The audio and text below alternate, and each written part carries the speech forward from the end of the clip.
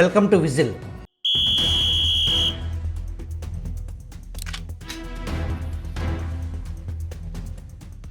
మంత్రుల వద్దకు వచ్చే ఫైల్స్ను ఈ ఆఫీస్ ఆన్లైన్ పద్ధతి ద్వారా ఎక్కడి నుంచైనా పరిష్కరించే అవకాశం ఉన్నప్పటికీ కొందరు మంత్రులు, కార్యదర్శులు, హెచ్ఓడీలు రోజుల తరబడి సమయం తీసుకోవటంపై మంత్రులు, కార్యదర్శులు, హెచ్ఓడీల సమావేశంలో మొన్న ముఖ్యమంత్రి చంద్రబాబు తీవ్ర అసంతృప్తి వ్యక్తం చేశారంట. సాకులు చెబితే సహించేది లేదని, ఇకపై 7 రోజుల కంటే ఎక్కువ సమయం తీసుకున్నవారు ఎందుకు ఆలస్యమైందో వివరణ ఇవ్వాల్సిందేనని ఆదేశించారని మెయిన్ స్ట్రీమ్ మీడియా రిపోర్ట్ చేసింది. ఈ ఆఫీస్ ఫైల్స్ నివేదికను ఐటీ శాఖ కార్యదర్శి సీనియర్ ఐఏఎస్ అధికారి కాటంనేని భాస్కర్ ముఖ్యమంత్రి సమావేశంలో వివరించారు. 2024 జూలై 15 నుంచి 2025 డిసెంబర్ 9 వరకు, అంటే 16 నెలల 24 రోజుల వ్యవధిలో ఈ ఫైల్స్ పరిష్కారంలో రవాణా శాఖ మంత్రి మండిపల్లి రాంప్రసాద్ రెడ్డి అట్టడుగు స్థానంలో ఉన్నారంట. మొత్తం మంత్రులు 25 కదా. ఇక ఎక్సైజ్ గనుల శాఖ మంత్రి కొల్లు రవీంద్ర 24వ స్థానంలో, ఆర్థిక మంత్రి పయ్యావుల కేశవ్ 23వ స్థానంలో, ఫైళ్లను వేగంగా క్లియర్ చేసిన మంత్రుల్లో సాంఘిక సంక్షేమ శాఖ డోలా శ్రీ బాల వీరాంజనేయ స్వామి మొదటి స్థానంలో నిలిచారంట. జనవరుల శాఖ మంత్రి నిమ్మల రామానాయుడు 2వ స్థానంలో, మైనార్టీ సంక్షేమ శాఖ మంత్రి ఎండి ఫరూక్ 3వ స్థానంలో ఉన్నారు. ఫైల్స్ పరిష్కారంలో జాప్యంపై అందరినీ ఒకే ఘాటిన కట్టడం సరికాదని, విజిలెన్స్, ఏసీబీ వంటి కేసుల ఉపసంహరణ కోసం వేచి ఉన్న దస్త్రాలు ఎక్కువగా ఉండటంతో మంత్రి రాంప్రసాద్ రెడ్డి దగ్గర జాప్యం జరిగిందని, మంత్రులు కొల్లు రవీంద్ర, మనోహర్ వద్ద కూడా ఇలాంటి కేసుల దస్త్రాలు ఎక్కువగా పెండింగ్లో ఉన్నాయని, ఆర్థిక మంత్రి పయ్యావుల కేసుల దగ్గర నిధుల కోసం వచ్చిన విజ్ఞప్తుల ఫైల్స్ పెండింగ్లో ఉన్నాయని కాటంనేని భాస్కర్ సమావేశంలో తెలియజేస్తే, సీఎం స్పందిస్తూ రాంప్రసాద్ రెడ్డికి నాకొచ్చే వాటికంటే సెన్సిటివ్ ఫైల్స్ వస్తాయా? కారణం ఏదైనా దస్త్రాల పరిష్కారానికి 15 రోజులు తీసుకోవటం సరికాదు. ఇకపై సాకులు చెబితే ఊరుకునేది లేదు అన్నారంట. కదా నువ్వు అంటున్నావు మాట అన్నావు, నాకంటే కూడా సెన్సిటివ్ ఫైల్స్ ఉంటారు దగ్గర సీఎం కంటే. కాబట్టి మీరు ఏంటి ఎక్స్క్యూజ్ కాదు. There is something, if you want I can go through review concern minister all files within half an hour. Tomorrow I can call them, I can go through that review and then I will guide them. I am very clear, either minister or secretary or collector, anybody for that matter. I want to sensitize everybody now. Kollu Ravindra శాఖపై పెత్తనం ఎవరిదో అందరికీ తెలిసిందే. తలకిందులుగా తపస్సు చేసిన Kollu Ravindra top ప్లేస్కు రాలేరు. ఎందుకంటే అని మీరు ప్రశ్నలు వేయొద్దు, విని ఊరుకోవాలంతే. ఇక గిరిజన సంక్షేమ శాఖలో ఒక్కో దస్త్రం పరిష్కారానికి అధిక సమయం తీసుకున్నారంట. అసలే గిరిజనులు వెనుకబడిన ప్రజలు, వారిని మీ జాప్యంతో మరింత వెనుకబాటులోకి నెట్టేస్తున్నారు అని సీఎం ఆగ్రహం వ్యక్తం చేశారంట. ఆ శాఖలో ఐఏఎస్ అధికారి రేఖారాణికి వచ్చే దస్త్రాలే తక్కువ, ఆమె అంత సమయం ఎందుకు తీసుకున్నారని ప్రశ్నించారంట. ఇకపై మంత్రులు, కార్యదర్శులు, కలెక్టర్లు ఎవరైనా ఫైళ్ల పరిష్కారంలో వెనకబడితే ముఖ్యమంత్రి హోదాలో తానే స్వయంగా పరిశీలించి వాటిని సెన్సిటైజ్ చేస్తానని చంద్రబాబు స్పష్టం చేశారు. సంక్రాంతి తర్వాత ఫిజికల్ ఫైల్స్ ఉండటానికి వీల్లేదని, మొత్తం ఆన్లైన్ చేయాల్సిందని, చైన్ వారిపై చర్యలు తప్పవని సీఎం హెచ్చరించారు. కార్యదర్శుల్లో హరి జవహర్ లాల్ టాప్ ప్లేస్లో నిలిస్తే 2వ స్థానంలో అజయ్ జైన్, 3వ స్థానంలో పీయూష్ కుమార్, చివరి స్థానంలో జయలక్ష్మి, ఎంఎం నాయక్, యువరాజ్ నిలిచారంట. ప్రభుత్వ ప్రధాన కార్యదర్శి సిఎస్ కె విజయానంద్ 4వ స్థానం దక్కిందంట. విభాగ అధిపతులకు సంబంధించిన గడిచిన 3 నెలల్లో ఫైల్స్ పరిష్కారం వివరాలను మాత్రమే నివేదికలో పొందుపరిచారు.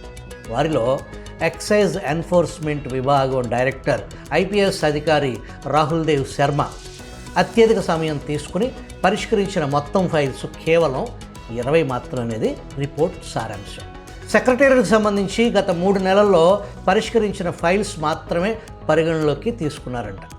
ప్రభుత్వ ప్రధాన కార్యదర్శి సిఎస్ కార్యాలయం మొదటి స్థానంలో, శాసనసభ వ్యవహారాల విభాగం 2వ స్థానంలో, ముఖ్యమంత్రి కార్యాలయం 3వ స్థానంలో, పరిశ్రమల శాఖ అట్టడుగు స్థానం, పంచాయతీరాజ్ గ్రామీణాభివృద్ధి శాఖ చివరి నుంచి 2వ స్థానంలో ఉందంట.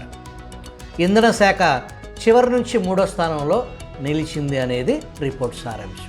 ఈ రిపోర్ట్ ఆధారంగా మంత్రుల శాఖలకు ర్యాంకింగ్ ఇచ్చారు. మొదటి స్థానంలో డోలా శ్రీ బాల వీరాంజనేయ స్వామి, 2వ స్థానంలో నిమ్మల రామనాయుడు, 3వ స్థానంలో ఎన్ఎండి ఫరూక్, 4 బీసీ జనార్దన్ రెడ్డి, 5వ స్థానంలో మంత్రి నారాయణ, 6వ స్థానంలో ముఖ్యమంత్రి చంద్రబాబు ఉన్నారు. ఇక 7 కందుల దుర్గేష్, 8 సత్యకుమార్ యాదవ్, 9 నారా లోకేష్, 10 కొండపల్లి శ్రీనివాస్, 11 ఉప ముఖ్యమంత్రి పవన్ కళ్యాణ్, 12 సవిత, 13 అనగాని సత్యప్రసాద్, 14 ఆనం రామనారాయణ రెడ్డి, 15 కె అచ్చెన్నాయుడు, 16 గొట్టిపాటి రవికుమార్, 17 టీజీ భరత్, 18వ ర్యాంక్ వాసుశెట్టి సుభాష్, 19 గుమ్మిడి సంధ్యారాణి, 20వ ర్యాంక్ హోంమంత్రి వంగల్పూడి అనిత, 21 కొలుసు పార్థసారథి, 22 నాదెళ్ల మనోహర్, 23 పయ్యావుల కేశవ్, 24 కొల్లు రవీంద్ర, చివరగా 25వ స్థానం మండిపల్లి రాంప్రసాద్ రెడ్డికి దక్కింది. ఈ నివేదికను ఐటీ శాఖ కార్యదర్శిగా real time governance society RTGS in-charge senior IAS అధికారి కాటమనేని భాస్కర్ నేతృత్వంలో డేటా ఆధారంగా ఈ నివేదిక తయారు చేయబడింది. వైసీపీ ప్రభుత్వంలో కూడా ఈ ఆర్టీజీఎస్ ఉంది. 2017లో దేశంలో మొదటిసారిగా పాలనలో పనితీరు మెరుగుపరచడానికి నాడు చంద్రబాబు ప్రవేశపెట్టిన విధానం ఇది. మరి జగన్ ఈ విధానం ఉపయోగించుకున్నారా? జగన్ పాలనలో జగన్కు తమరి స్థానం 11నో 25నో ఎవరైనా చెప్పే సాహసం ఏ అధికారి అయినా చేయగలరా? కానీ ఇక్కడ ముఖ్యమంత్రికి 6వ స్థానం, మంత్రి లోకేష్కు 9వ స్థానం, ఉప ముఖ్యమంత్రికి 11వ స్థానం ఇవ్వగలగటం డేటా ఆధారిత ఫలితాన్ని ప్రజలు తెలుసుకోగలిగారు. జగన్ పాలనలో ఆయన సచివాలయానికి వచ్చిందే చాలా అరుదు. తన తాడేపల్లి ప్యాలెస్ను ఆఫీసుగా మార్చుకుని బటన్ నొక్కుడు కార్యక్రమం నీకిది నాకిది అయ్యేపోయింది 5 ఏళ్ల పుణ్యకాలం. ఇక కాటమనేని భాస్కర్ లాంటి నిజాయితీ ఐఏఎస్ అధికారి ముఖ్యమంత్రి పనితీరుపై ర్యాంక్ ఇస్తే జగన్ సార్ ఏం చేసేవాడో మీ ఊహకే వదిలేస్తున్నా. మీ ఊహను కామెంట్ రూపంలో పంచుకోండి.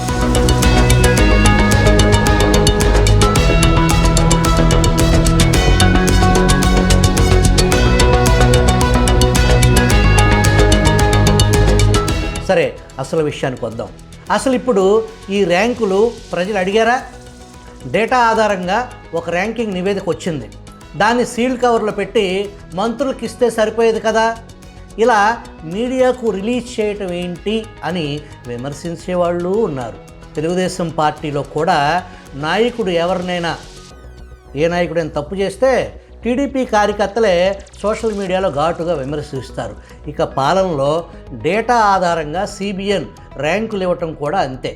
అదే వైసీపీలో ఎవరిని గొడ్డును నరికినా, రేపులు చేసినా, కొంపలు తగలబెట్టినా, రైళ్లు తగలబెట్టినా, రంకు పనులు వెలగబెట్టినా, బండ బూతులు తిడుతున్నా నో గేట్, అడ్డు లేదు అదుపు లేదు, తప్పు అని కట్టడి చేయకపోగా దేన్నైనా సరే శూన్యం నుండి సృష్టించిన అద్భుత కథలతో సాక్షి అబద్ధాల అచ్చుకు ఆహా ఓహో అని భజన చేయటం తప్ప లాజికల్గా ఆలోచించగలిగే శక్తి, ప్రశ్నించే ధైర్యం వైసీపీఎన్స్లో లేకపోవటం జగన్మోహన్ రెడ్డి అదృష్టం. ఇకపోతే కూటమి ప్రభుత్వ ఈ ఆఫీస్ డేటా ప్రకారం ర్యాంకులు ఇచ్చారు.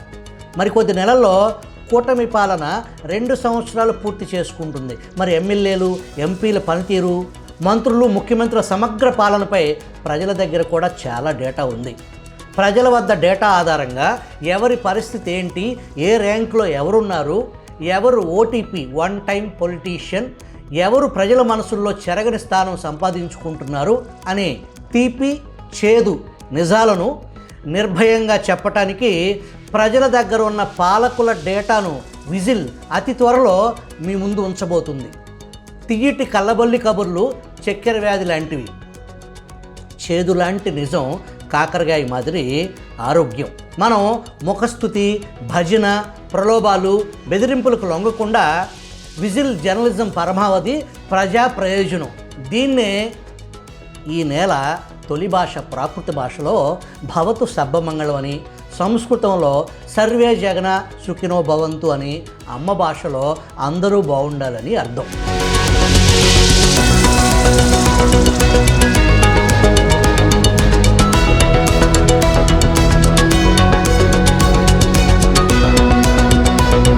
సరే, అసలు వివరాల్లోకి వెళదాం.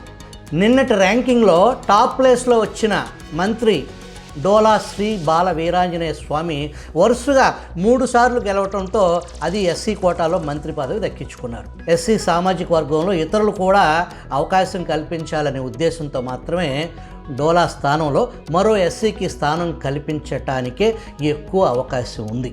ఇక నిమ్మల రామానాయుడు స్థానం పదిలిమే, ఆయనకు వచ్చిన ఇబ్బంది పోటీ ఏమీ లేదు. మరో మంత్రి ఎన్ఎండి ఫరూక్, ఆయనకు పెద్ద వయసు కారణంగా మైనార్టీ కోటాలో మరొకరికి అవకాశం కల్పించే పరిస్థితి కనిపిస్తుంది. ఉమ్మడి కర్నూలు జిల్లా నుంచి బీసీ జనార్దన్ రెడ్డిని తప్పించి ఆయన స్థానంలో బివి మోహన్ రెడ్డి కుమారుడు ఎమ్మిగనూరు ఎమ్మెల్యే జయనాగేశ్వర్ రెడ్డికి ఛాన్స్ దక్కే అవకాశం ఉంది. మరో మంత్రి నారాయణ, ఆయన్ను సిఆర్డీఏ చైర్మన్ చేస్తే మాత్రం మంత్రిగా కొనసాగే అవకాశం లేదు. అలా చేయని పక్షంలో ఆయన మంత్రి పదవికి డోకా లేదు.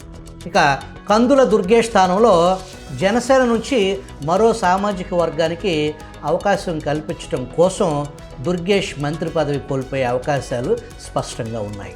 ఇక బీజేపీ నుంచి సత్యకుమార్ యాదవ్, ఆయన పదవికి వచ్చే ముప్పేమీ లేదు, ఆయన సేఫ్ జోన్లో ఉన్నారు. మరో మంత్రి కొండపల్లి శ్రీనివాస్, ఆయన మంత్రి పదవికి డోకా లేదు, ఆయన కొనసాగనున్నారు. మంత్రి సవిత పదవికి గండం గట్టెక్కే పరిస్థితి కనిపించడం లేదు, ఆమె తొలగింపు లాంఛనప్రాయమే అనేది విశ్వసనీయ సమాచారం. మరో మంత్రి అనగాని సత్యప్రసాద్ మంత్రిగా కొనసాగుతారు, కానీ ఆయన శాఖ మార్పు ఖచ్చితంగా ఉంటుంది అనేది సమాచారం. మరో మంత్రి ఆనం రామ్ నారాయణ రెడ్డి, ఆయన గారిని మంత్రి బరువు బాధ్యత నుంచి విముక్తి కల్పించే అవకాశం పుష్కలంగా ఉంది.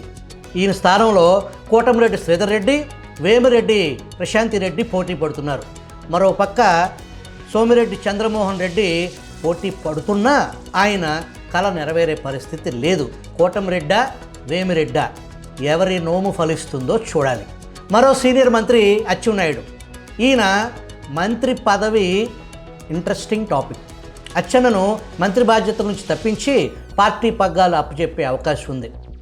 అలా కాకపోయినా అచ్చెన్న సామాజిక వర్గం నుంచి స్పీకర్గా కొనసాగుతున్న అయ్యన్న పాత్రుడు ఆఖరి ఇన్నింగ్స్ వయసు రీత్యా ఒక్క ఛాన్స్లో భాగంగా ఆయన కోరిక నెరవేరబోతుంది.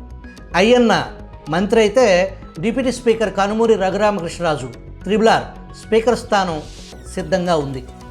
మరొక కోణంలో మంత్రి అయ్యే అవకాశం కూడా తోసిపుచ్చలేం అనేది త్రిబులార్ విషయంలో వాదన. ఏది ఏమైనా త్రిబులార్ స్పీకర్ స్థానమా మంత్రి, రెండిట్లో ఏదో ఒకటి ఖాయంగా కనిపిస్తుంది. మరో మంత్రి గొట్టిపాటి రవికుమార్, గొట్టిపాటిని కదిలిస్తే అదే సామాజిక వర్గానికి చెందిన వ్యక్తిని మంత్రి పదవి ఇవ్వాలి. గొట్టిపాటిని పక్కన పెట్టి మరి ఇంకో కమ్మకు అవకాశం ఇవ్వటం అనేది గొట్టిపాటిని కొనసాగిస్తూ మరో కమ్మను క్యాబినెట్లోకి తీసుకోవటం అసంభవం.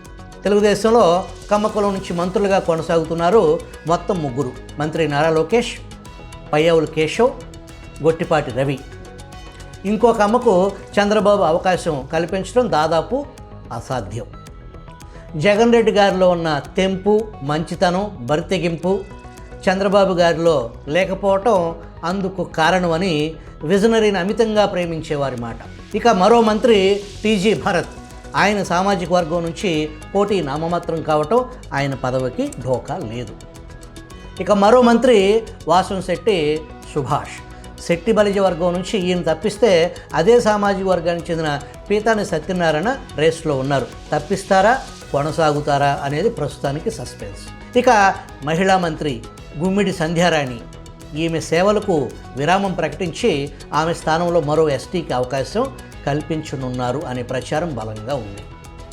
మరో మహిళామణి మంత్రి వంగలపూడి అనిత, మంత్రి పదవికి విరామం కల్పిస్తే అదే మాదిగ సామాజిక వర్గం నుంచి భర్తీ చేయాల్సి ఉంటుంది. మరి ఆమె నోములు ఫలించి కోటి దీపాల కాంతుల వలె కొనసాగుతారా లేదా పార్టీ బాధ్యతలు అప్పచెబుతారా వేచి చూడాలి. మరో మంత్రివర్యులు కొలుసు పార్థసారథి, ఆయన స్థానంలో అదే సామాజిక వర్గం నుంచి టీడీపీ అధ్యక్షుడు పల్లా శ్రీనివాస్ నియామకం లాంఛనప్రాయమే అనే మాట వినిపిస్తుంది. మరొక పక్క అదే సామాజిక వర్గానికి చెందిన బీదా రవిచంద్ర కూడా పోటీలో ఉన్నారు. ఇక జనసేన నుంచి నాదెండ్ల మనోహర్ మంత్రిగా కొనసాగుతున్నారు. ఆయన సేఫ్ జోన్ రక్షల వలయంలో ఉన్నారు. పయ్యావుల కేశవ్కు కూడా దిగులు లేదు, అలా ముందుకు పోవటమే. ఉమ్మడి కృష్ణా జిల్లా నుంచి ఒకే ఒక్కడు సౌమ్యుడు, మంత్రి కొల్లు రవీంద్ర.